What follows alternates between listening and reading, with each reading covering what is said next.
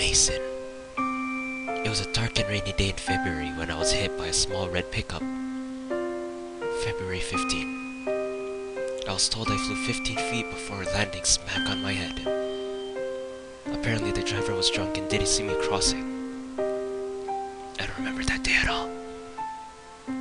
4 weeks I slept, in a coma that many feared I would never come out of. I was placed in a ward of children and teens with major bodily harm or disease.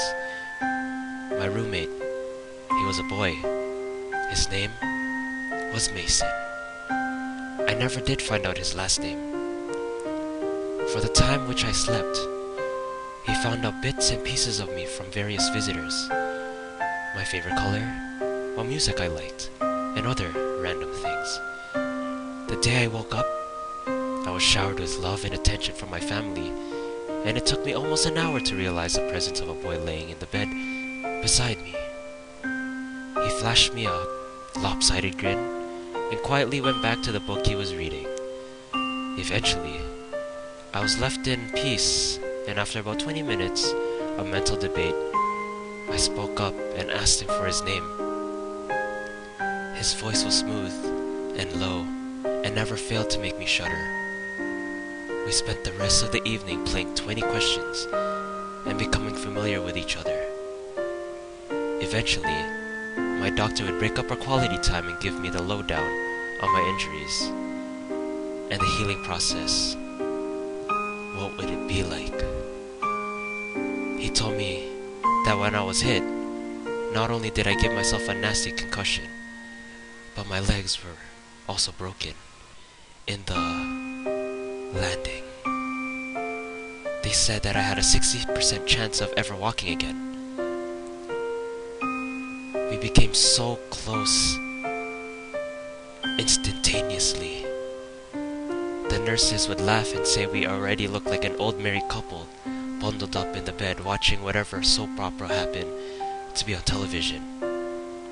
Mason would just flash me his trademark grin while I blushed and buried my face in his chest. We both had our good days and bad ones, Mason and I. On a particularly tough day of treatment for him, we both lay together with him, trembling in my arms. I'll never forget the feeling of his soft hiccups, or that knot at the pit of my stomach. I finally got up the courage and asked him the million-dollar question. He had Hodgkin's disease. I don't think either of us slept that night. While my legs were transitioned from cast to braces, Mason's chemotherapy began. However, without fail, when I'd come back frustrated or in tears over a difficult session of therapy, he'd be there to comfort me with soothing words and reruns of I Love Lucy. Over the weeks of chemo began to take its toll. His brown curls thinned to almost nothing. Dark circles took permanent residence over his eyes, and his skin turned as pale as snow.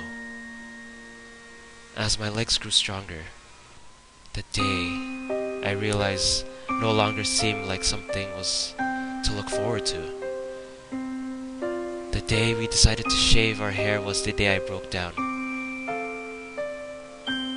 I told him I would do anything, give him blood, bone marrow, anything to make him better, faster. But he shot me down, his smile that instantly made me melt and wipe away my tears. 60%. Mason had that 60% chance of beating his demons, the same as me. On May 12, I was officially released from room 104. I would walk with a limp, most likely for the rest of my life. Every other day I would visit Mason. Each time I would leave, he would take a picture together. Over the months I would compare our first picture and our most recent one and see how much he was deteriorating. It was heartbreaking. August 17 was the first time I loved him. And also lost him. Overnight, a high fever had broken out, and his heart stopped for 4.5 minutes. Those were the worst minutes of my life. I sat outside his room in an uncomfortable plastic chair, watching the nurses I knew all too well scrambling back and forth, attempting to save his fragile life. I didn't leave his side until he squeezed my hand, winked, and told me to go home and take a shower. After that, I vow I'd never leave him alone, ever again.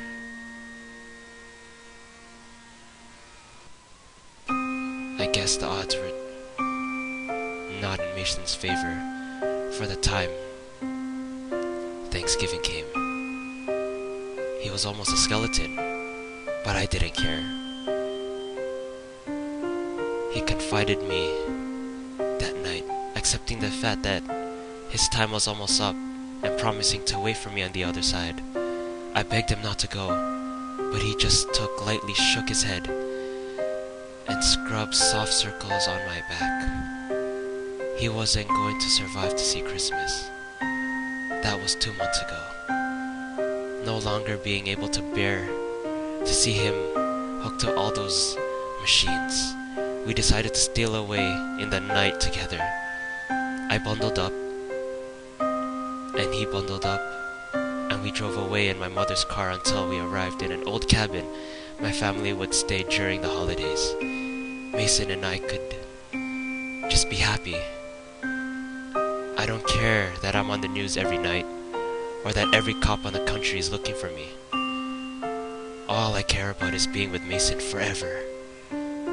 Even if his flesh is crawling with maggots and beginning to peel off his bones. Even if the smell of his rotting body never fades from my skin.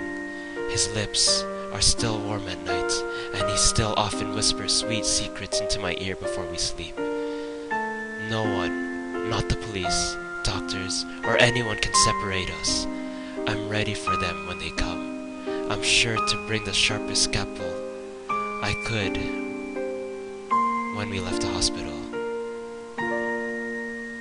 But until then, I'll lay in Mason's arms, or at least what I think we were once strong appendages